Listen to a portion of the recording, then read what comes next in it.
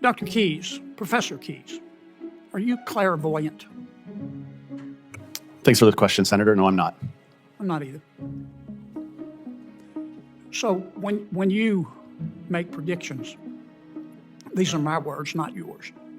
When you make predictions that climate change is going to destroy home ownership and the insurance market and otherwise cause the earth to spin off its axis, those predictions are made on the basis of climate models, is that right? The forward-looking forecasts are based on models. My discussion was retrospective and focused on the data we've collected over the last 5 years. If those models are wrong, then your predictions would be impacted, wouldn't they? Senator, I would say that the famous quote is that all models are wrong, but some are useful. And in this case, there's a preponderance of evidence that suggests the direction that climate's headed. Methanethiol? I'm not aware of that term, Senator. I'm surprised. I've read a lot of your writings. You seem to fancy yourself as a climate expert.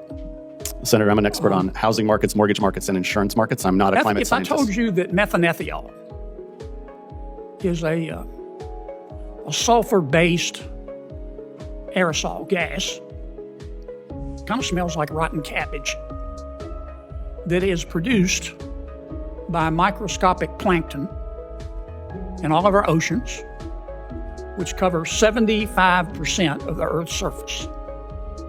Would you have reason to disagree with me? I certainly wouldn't, Senator. I'm here to talk about insurance. If I told you that this methanethanol is an aerosol, which escapes into our environment, it oxidizes and produces particles that substantially reflect the sun's radiation and heat and prevents climate change. Would you have a reason to disagree with me? I wouldn't, Senator. I'm here to talk about the insurance crisis. I know you don't want to talk about things that undermine your confident assertions, but this is important. The Institute of Marine Sciences and the Cabrera Institute of Physical Chemistry just a few days ago published a startling study. It's being widely reported. And it found that while scientists in these climate change models on which you rely have always known about methanethiol,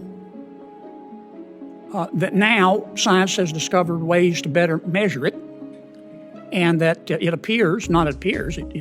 demonstrates that there's 25% more methanethiol being released into our atmosphere than any scientist ever thought. And that's going to have a huge impact on cooling the Earth, and we're going to have to recalibrate all of our climate change models.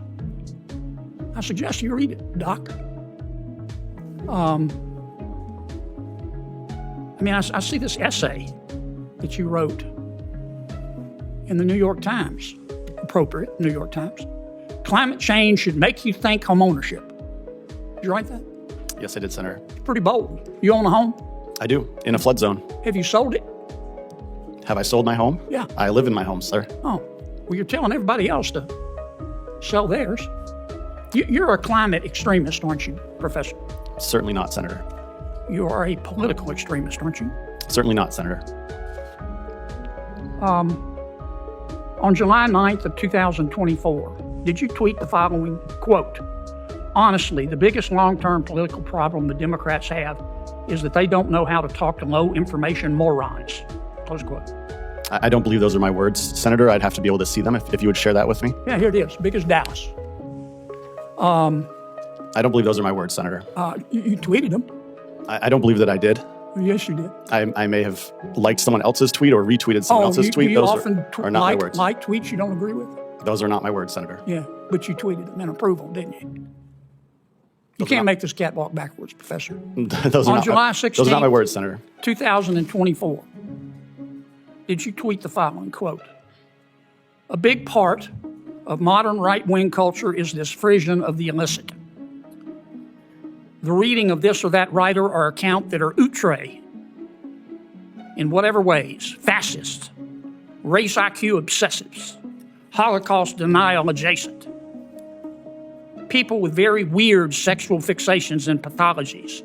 They turn into their own philosophy, etc. A lot of them, and I think this is true of Vance, and definitely true of the creepy Silicon Valley MAGA weirdos, have simply pickled their brains, end quote. Again, Senator, those are not my words, and I did not tweet them, Professor. I did not tweet that, sir. Those are not Senator my Kennedy. words. I mean, let me make this last point. You've got more a lot than of 2 nerve. minutes over your time. We You've have got other a lot of senators nerve, waiting. Professor, coming You here always go over your time, so that I have to call it and lecturing for us you. about Holocaust denial But being really, from the University of Pennsylvania. You have other senators who are waiting for their time, and you're well over yours. Thank you for your indulgence, Mr. Chair.